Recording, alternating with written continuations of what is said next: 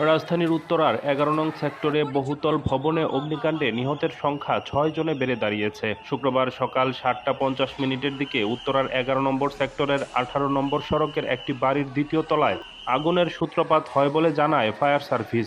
প্রথমে ৩ জনের মৃত্যুর খবর দেয় তারা। পরে কুয়েত মৈত্রী হাসপাতালের চিকিৎসাধীন অবস্থায় আরও ৩ জন মারা যান বলে গণমাধ্যমকে নিশ্চিত করে পুলিশের উত্তরা বিভাগের উপকমিশনার।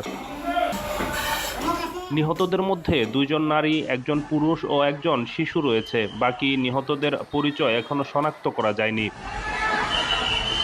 ফায়ার সার্ভিসের জনসংযোগ কর্মকর্তা তালহা বিন জসিম জানিয়েছেন, আগুন লাগার পর ধোঁয়ায় অসুস্থ হয়ে পড়া অন্তত ১৩ জনকে হাসপাতালে পাঠানো হয়। ঘরে বিপুল পরিমাণ আসবাবপত্র থাকায় আগুন দ্রুত ছড়িয়ে পড়ে এবং হতাহতের সংখ্যা বৃদ্ধি পায়।